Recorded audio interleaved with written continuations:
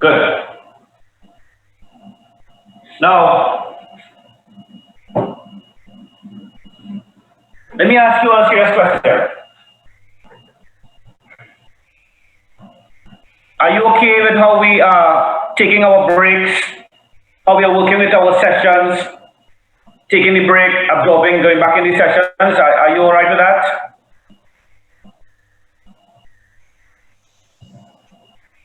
Serious question, because I don't want some people are thinking Mr. Hira always taking a break, too much breaks or whatever. You know, people just think like that. So I'd like to just come straight up and find out. Mr. Hira, I find you taking too much breaks. I sit down here for my forwards and do my stuff or whatever. Letitia, is it that we are taking too much breaks?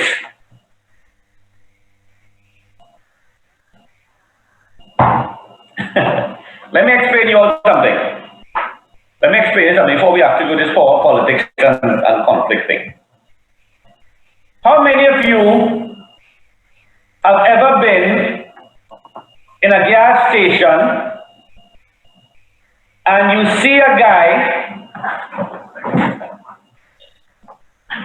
filling his tank, right? And then he does something like this. And he rocks the vehicle, and then he fills some more gas. And then he rocks the vehicle dial, and then fills some more gas. Have you ever seen that? Yes, sir. Yes, sir. You mind explaining me what he's trying to do? He's moving air from the tank. Okay, that's the first time I've heard that. Yes. Some people say I asked this question one time, man, said, he's moving the gas out of the tank so some more gas could go in. Actually, I think it's the moving the air so we can full up the tank to right up to the top of it. To get it to full right up. Yeah. But what I'm saying is, the understanding is that it's cylindrical and the tank could only take so much air or no air. And sometimes you feel by pushing the car like this and the car rocking, you could get a little troop. But we are not about rocking the car to try and overfill the tank just to say that we are on F. What we are doing in this program, especially in this OB, is taking very good constructive breaks to allow us to absorb what is discussed, to be able to be in a comfortable position, bright-eyed and bushy-tailed to deal with it in the sessions that we are having. So I'm not going to rock your car to try and overfill your tank. I'm going to do it in a way that you can exactly maintain capacity being up. Very good. And I'm not going to stand in front of all 56 of you and tell you to take out your cup.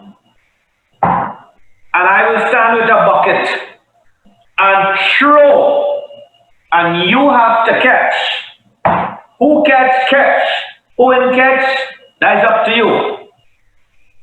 I prefer, hard as it is, to come around to each 56 one of you and pour directly into your cup at the speed, the capacity, the digestion, and the consumption ratio that you could take and deal with. If you can't get your cup full on an evening when we're talking, I will fill your cup for you later on that evening, the next day, or when we get one-on-one. So, my approach, guys, I'm not saying it's the same for everyone, is not to throw a bucket and you try to catch. It's to come to each one of you and fill your cups individually. You deserve that. You've worked hard to be where you are this evening, and you're going to work harder to move yourself to the next level. That's all. Well, Krishna, you couldn't have said it better. And that has been my approach. My people. Take care of your people will take care of the projects. In this case, just take care of your people, they will take care of the paper.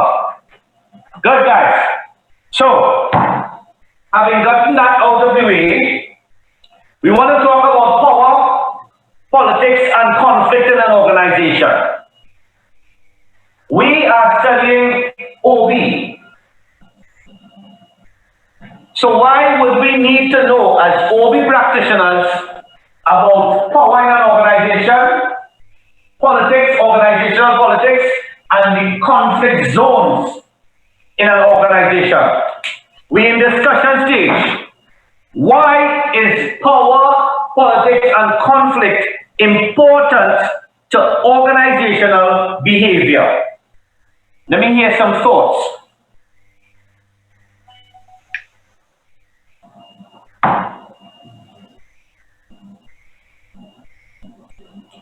Who wants to go first?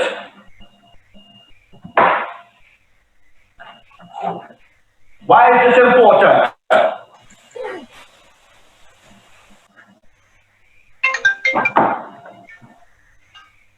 Anybody wants to try?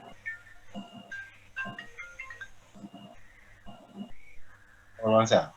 Okay, so let me hear what two of our men say. They play an important role in approaching conflict management, yes, and in all organizations you will face conflict management issues, and all are directly related to the culture of the organization. Good point. 8 types of power. My learned esteemed Krishna Esquire, what are the 8 types of power you're talking about here?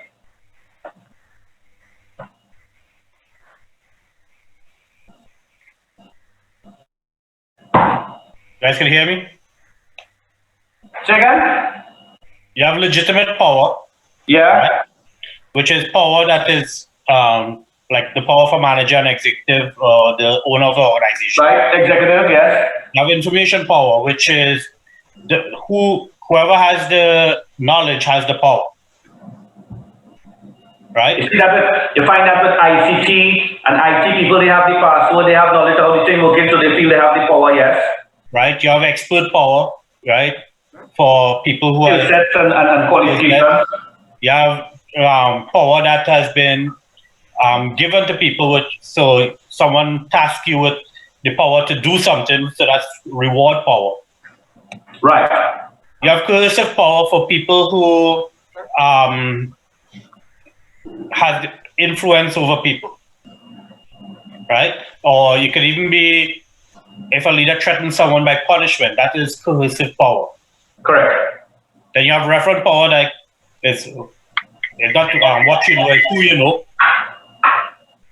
Then you have harassment power, like our good professor over here. And then you have moral power, right? Yes. With people leads by a ethical belief and stuff like people following because so you have like our you're very correct. over here You're very correct in the way you laid it out. So how would you tie that in to the study of OB? What would be your thought? Okay, so the type of power, right, that a person has would directly influence the politics that he plays in an organization, the level of influence he has amongst everyone in the organization. Correct. Right? Now, as a result of that, you have people being jealous, you have people who wishes they have that type of power. There's a lot of emotions and stuff that may come into that, right? Hence, or you have people who just does not agree with that, with the power or the ideals or whatever is handed down. Therein is where the conflict comes in. Now, your level of power also dictates the politics and how you manage the conflict. It's all tied in hand in hand. One of our colleagues, thank you so much, because you have saved us the entire sort of, I want to make sure you're on track because there's different aspects or chapters that give you the 8 clauses of power, what you've done well. This is going to come to you still in a handout. Thank you very much, Krista, for sharing. But 2 points that our colleagues would have said, based on what Krista was articulating and breaking down, is power, how you manage that power, and power can be abused in an organization. This has a lot to do with the politics, the organizational politics in the organization. That is how power influences the organizational politics. This little trend here, just as we heard about different types of power, when power and politics clashes in an organization, it leads to conflict. It leads to conflict in the organization. And once you have that happening, you know that your organizational efficiency is impacted. And what we have recognized so far is once we have positive, it impacts the efficiency positively. Once we have negative, it impacts the organization negatively. But there's a linkage between the power and who has the power in the organization, the type of power that they have, to the organizational politics. So if I was to ask you guys tonight, what do you understand? Now, this entire presentation, power, politics, and conflict, would have been sent to you and will also come to you by WhatsApp in the group. So you'll have a slide shared to take a look back, about 5 to 10 minutes long, of how it is explained in organization and how each other works with at the end of the day to achieve efficiency. But what comes to your mind when you hear the term organizational politics? From your own understanding, your personal analysis, what is your explanation for organizational politics? Thanks again, Chris.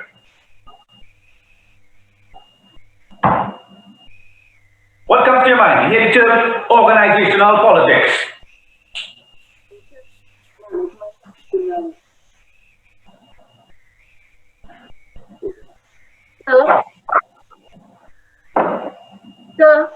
Yeah.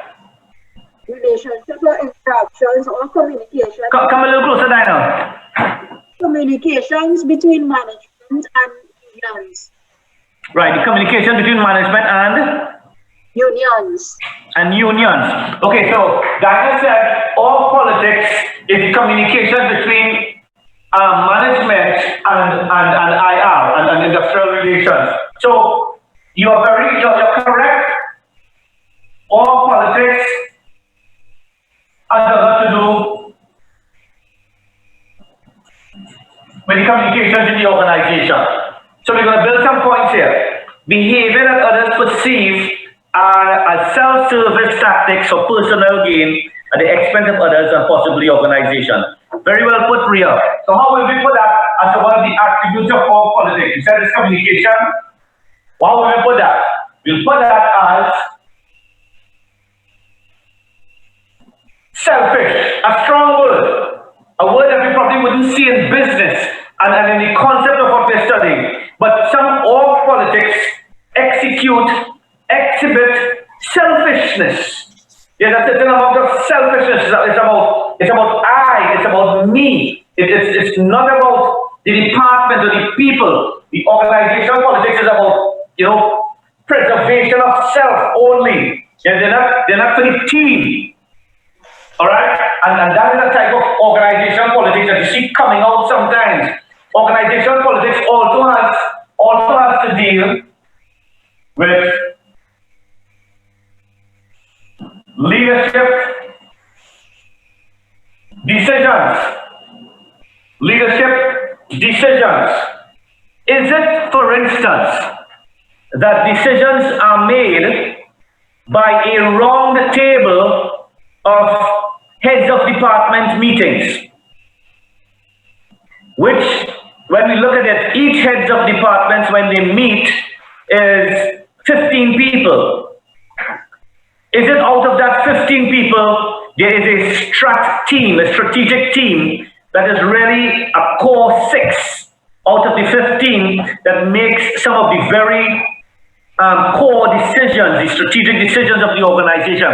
That is a concept of an organizational politics, decision making. Are you understanding what we're going with? Leadership decisions? That has a lot to say about what type of organizational politics exists.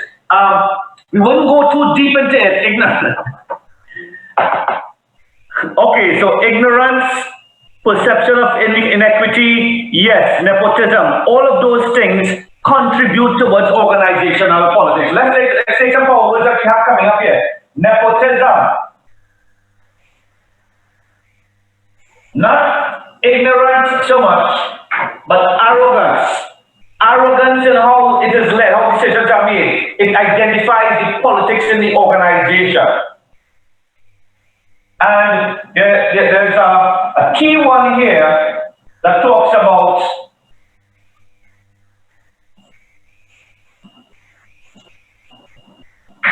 relationships. What are we talking about, my esteemed learned team, tonight? When I say in organizational politics, relationships is an identity of organizational politics. What am I talking about?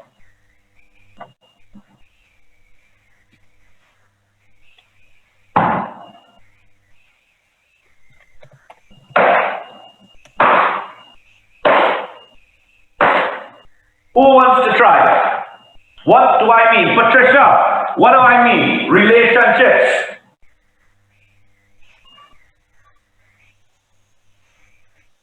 Yeah, Timmy.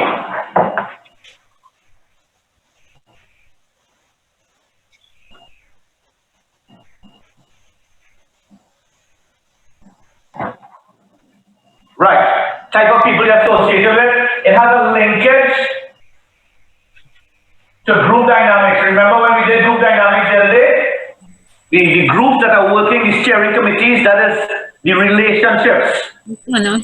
But there's one, Patricia, you're not telling that. The department to department relationship.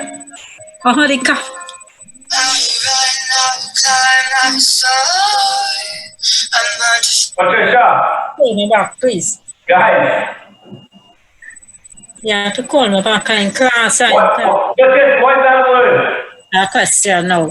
Yeah. Krishna, what is that word, Krishna? Wow. So the cabal. The cabal. That's real. You could also have stuff that along those lines where you have gender bias. Gender bias is definitely in there. Yeah, them is carried in you, sir. The cabal is carried. The cabal is carrying the newspapers upstairs. That's what they're saying. Organizations that build itself on favoring cliquism. The cabal.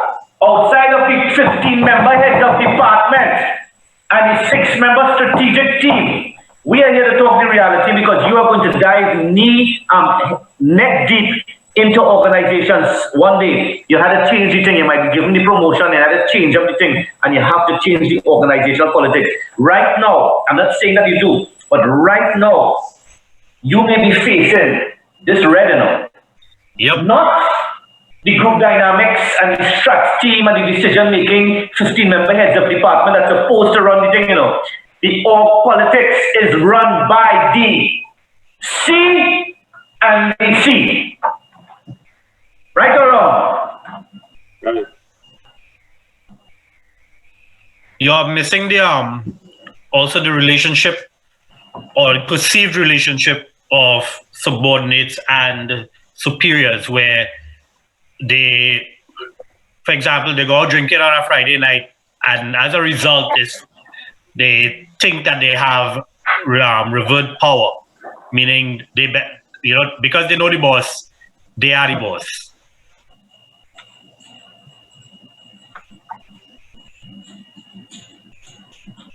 So fraternization to an extent, not so much the male, female, but in the social setting, and you have a breakdown of barriers. So you find not gender specific. hanging out. The organizational politics is that you take any Friday night into the Monday morning work routine. That's what you're saying, Krishna? Correct. Very correct. Now, that was just an example. No. You're not wrong. Some cultures, for instance, I was involved with a research team. I was in Germany in the other university that I lecture with is the European Center for Security Studies in Garmisch-Partenkirchen, and I'm a member of faculty out there. In my security thing, when I'm doing lectures in security and stuff.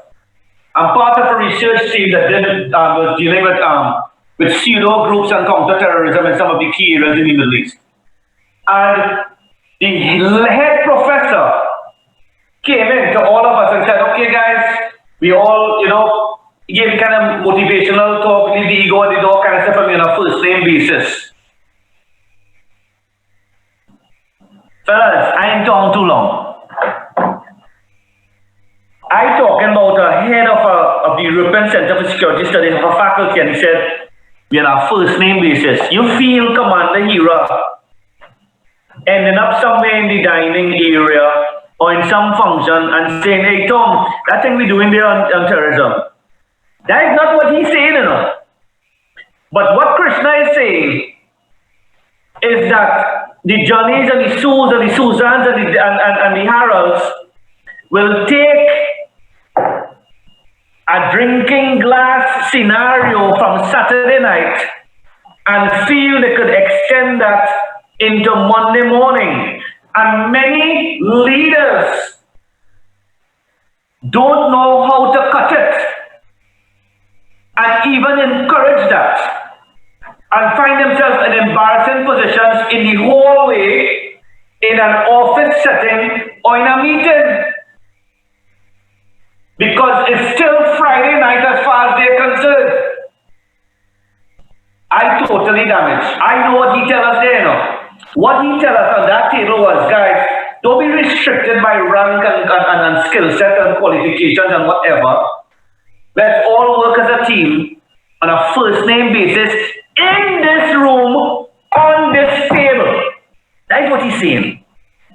What Chris is saying, nothing is wrong for me as the CEO to meet the guys and we share a rounds of Shandy or LLB, because if it's Mr. Hira buying, that's what they're going to be drinking. And we have a good time or whatever, or we're having a sort of team building exercise and we say no rank, no thing, whatever. All of us have to tie this rope and pull this man up this hill. I have done that kind of thing with organizations because sometimes leaders just need to roll the sleeve up, get dirty, and understand that their role is to move the organization, and that organization could be the injured man at the bottom of the hill to get him on top. And not because you are the CEO, you have to get the instructions. You might be the man going and find the rope and tying it. And the store's clerk might be the person in charge of the group. That's how I work it sometimes. It's a really tremendous exercise that you do with people. But the organizational politics says sometimes that fraternization without control worms its way into the hallways, into the meeting rooms, into the office setting. And it reflects really bad. To such an extent that this fraternization will say, yes, I met with you, and the next fraternization will say, no, I didn't meet with him. One tell me to come, the next one tell me don't come. That's what we would have seen whole week going on. Fraternization, meeting outside anything and they bring it into the next level. Can I move on from here, guys? Thanks for your contribution, people. Krishna, thank you very much. Let's that breakdown in the 8 powers. Do we understand this, people? Are we good? Servant leader, excellent. Let's talk about conflict. Why is this word coming back over and over and over to haunt us in OB? Why is conflict haunting us in OB? What is the whole issue here? Achha, any page, yeah?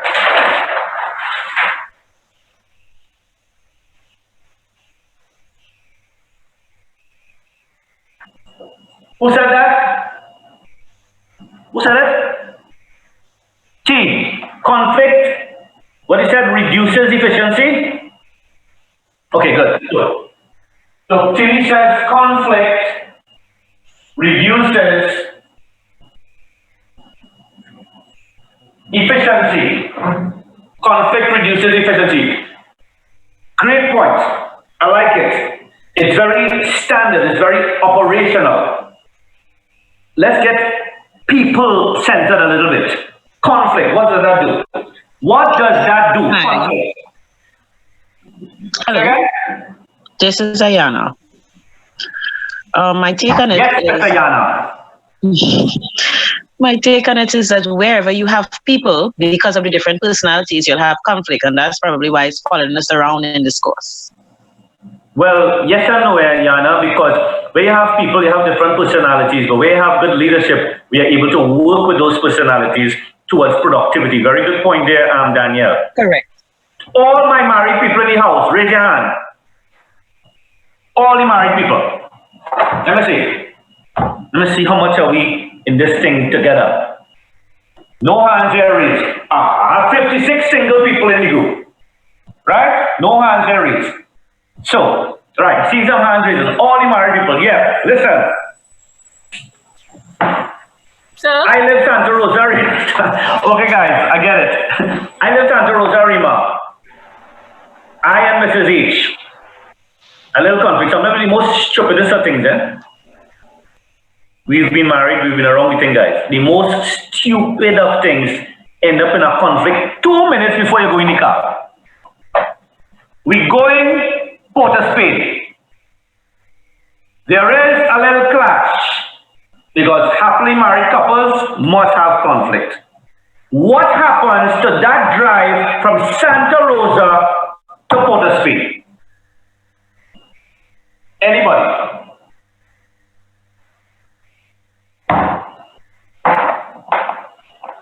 Tension and comfort, discomfort. Tension, silence, issues. She will watch on the window probably for 3/4 of the trip. I by myself, she by herself in the car. I will probably want to listen to one thing, she want to listen to the next thing on the radio. Headphone goes on probably. The place gets quiet. Is it comfortable?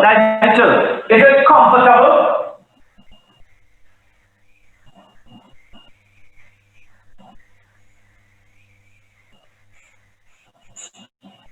It's uncomfortable. And we just use the married couple setting.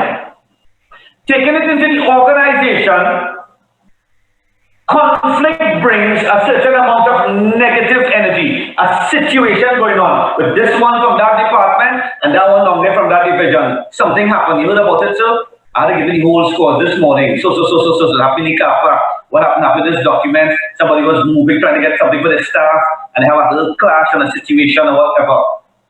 And there brings inside of the organization a whole challenge.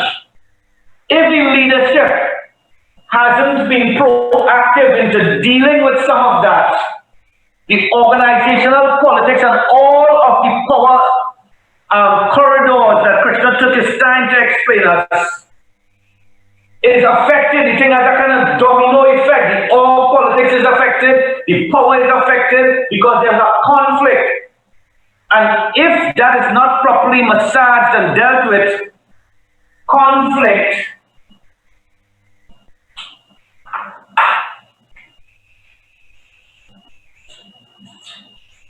can turn into crisis. Very early on, somebody mentioned unions, industrial relations, shop stewards, representatives. It could be as sophisticated as the banking sector. It could be as high risk and sensitive as the oil and gas sector.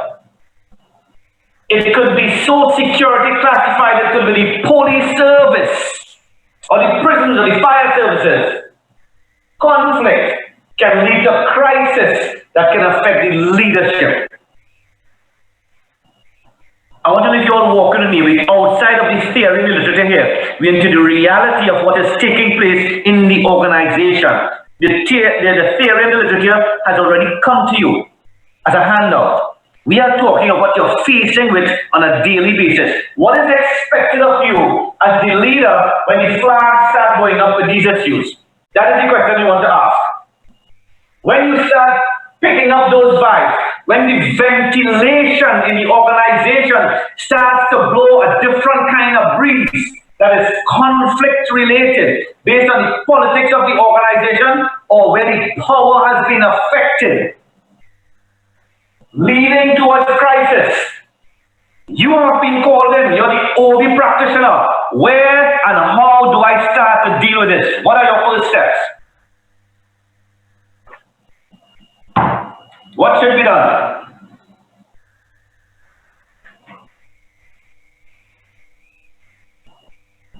Anybody want to take a try? What should be done at this point? Consultation, Consultation. actually, yeah.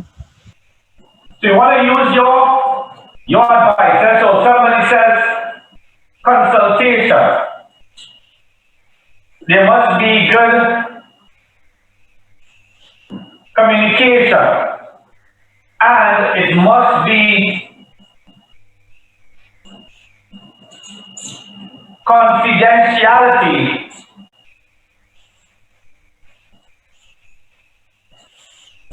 That must result in a compromise. So we can work towards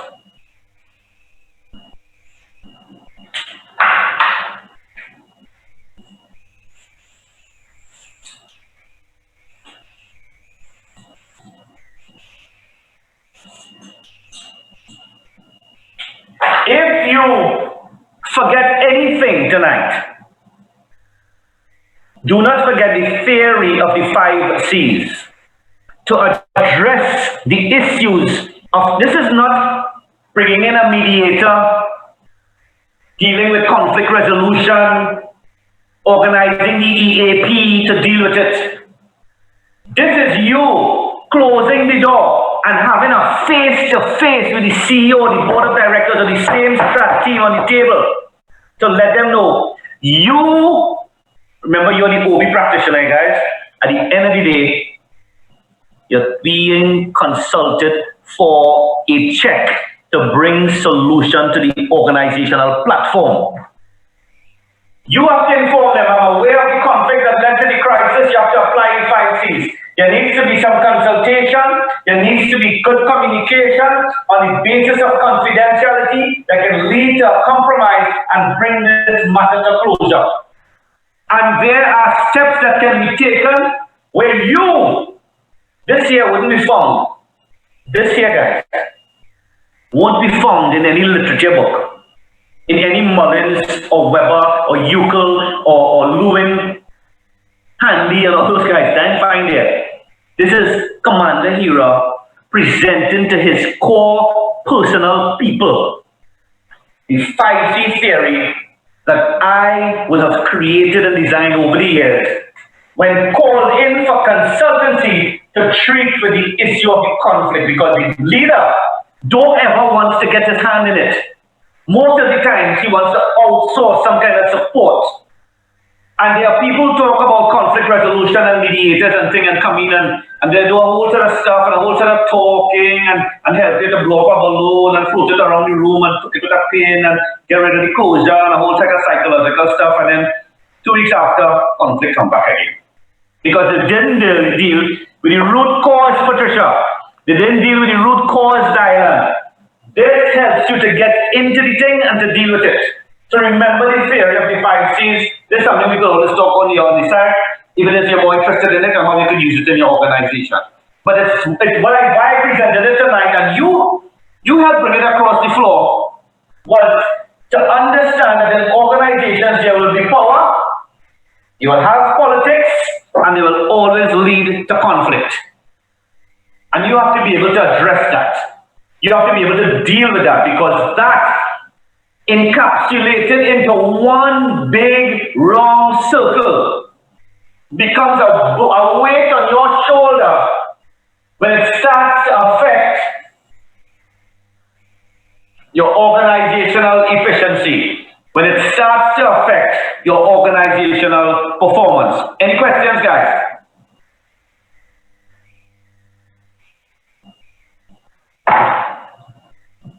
Are we understanding how the thing flowing? We see any relations? Are we good? Great. A part of the discussion that I must ask you, because all of what we've just spoken about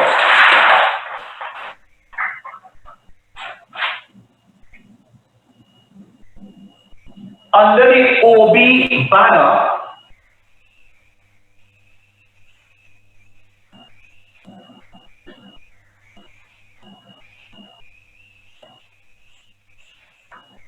under the OB banner, I'm about to ask you something. I was in an arm wrestle with ARU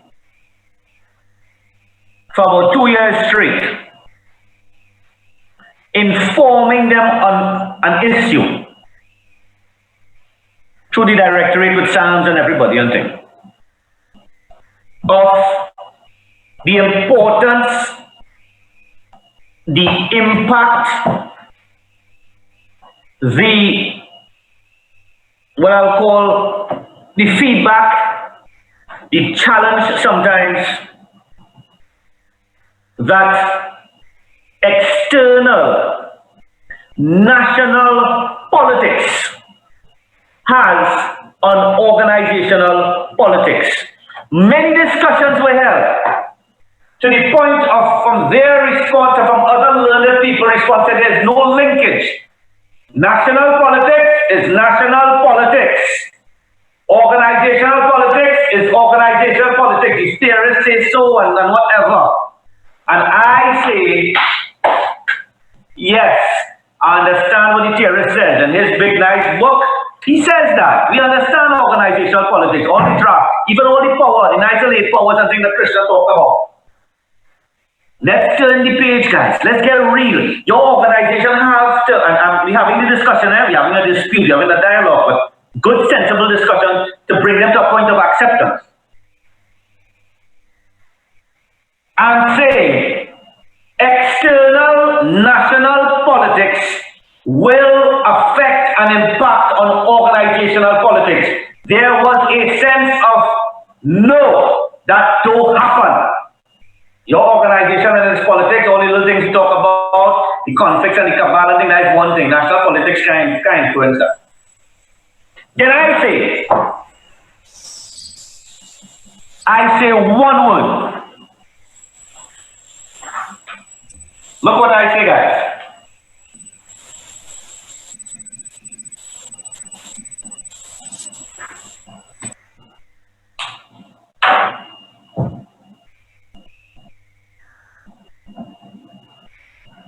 Post-truth. Hold on. Wait a minute. And then we start to unfold it. Do you think Brexit, a national political issue in the UK and in Europe, affected organizational politics of organizations and institutions on the ground? Do you think so? What are your thoughts?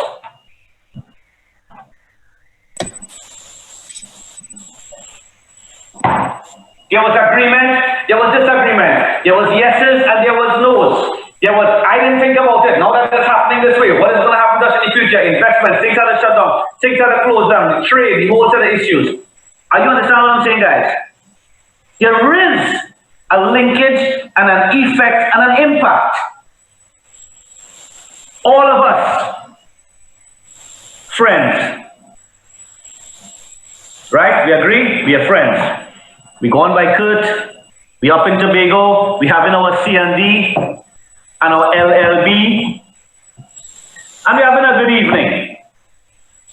1 month after that, you talk about it, Chris.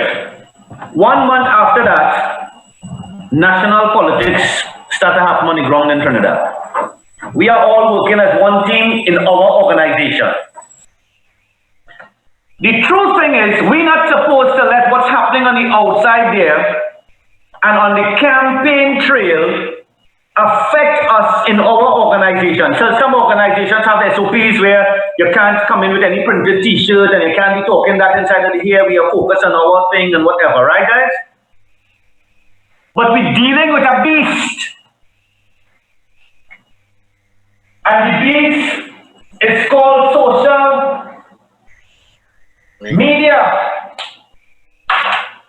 And before you like it or not, you and I, who sat cubicle next to cubicle, you found out that I is one of them. And I find out that you are one of them. our friendship becomes eggshells, fragile for the next 6 months, based on who's agreeing with what one system is saying and who's disagreeing with another system that is saying. And we have started or begun or originated the impact of how a national political system could affect an organizational political system. And there is conflict amongst workers and employees and friends based on something happening in Guaracara or Woodford Square or something somebody said. And somebody repeated, posted, agree or disagree inside of this beast. My advice to us tonight is, do not dismiss as a solutions, as a vertical solutions architect, as a practitioner, the underpinning of how mismanaged issues in national politics can contaminate the efficacy of how an organizational integrated team operates for its organizational performance and efficiency. You don't deal with that properly, it can filter and affect your performance as an organization. I'm open for some questions, suggestions, opinions, disagreements, agreements. Let's have a conversation.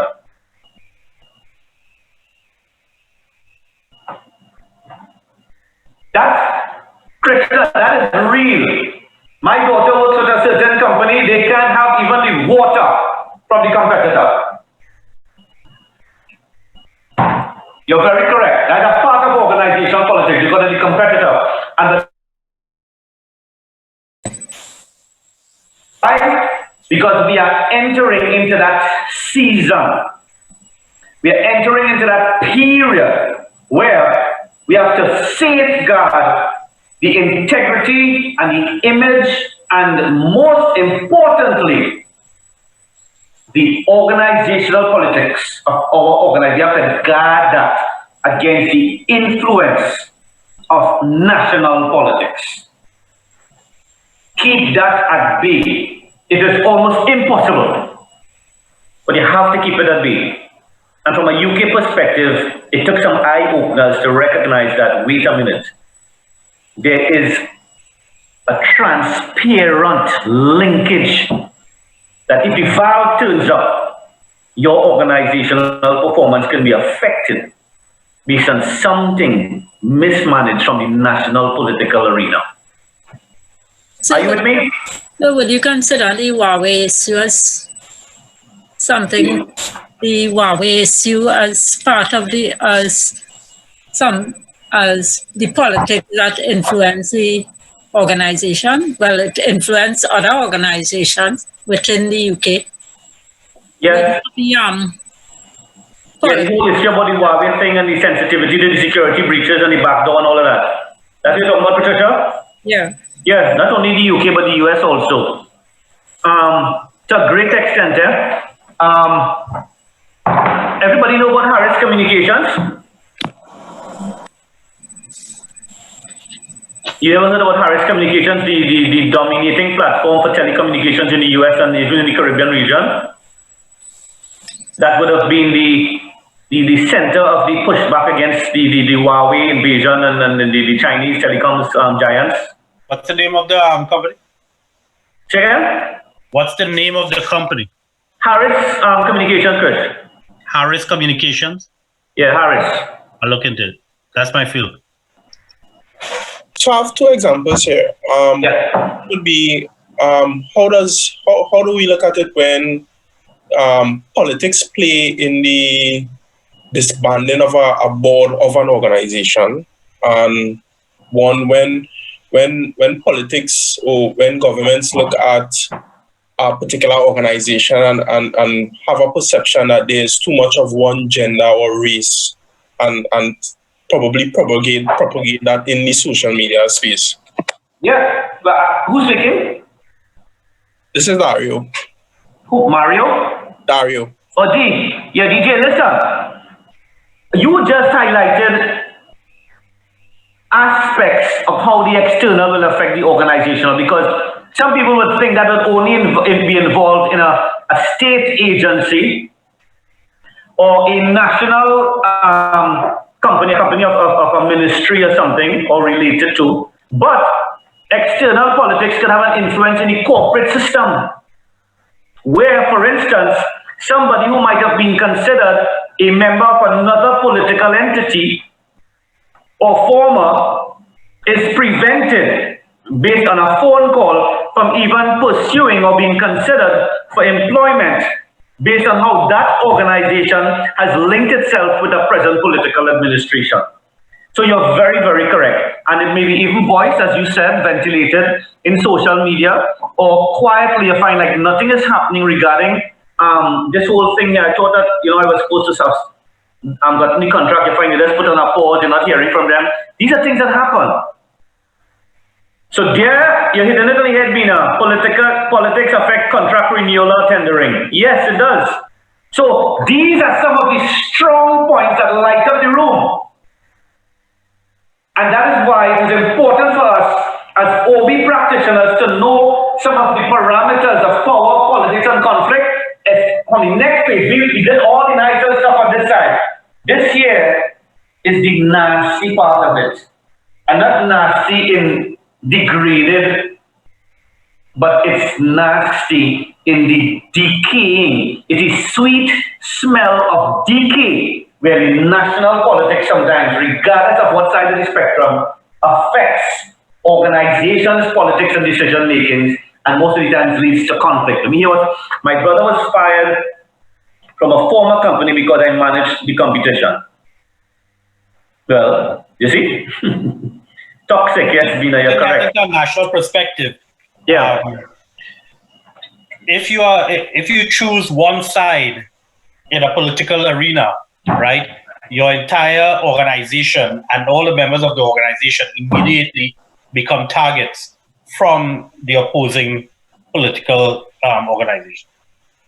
No, you're quite correct, and the reason for that is that if you are part of a corporate system, private, and you have chosen a certain political affiliation, that's your business. But you, even as the leader, the directors, or the owners of the system, have no right to bring your choice into the decision or the influence of your workers. And that is what happens in some organizations where board of directors and heads and GMs and CEOs make it almost mandatory that every single member of this organization will vote Zabuka.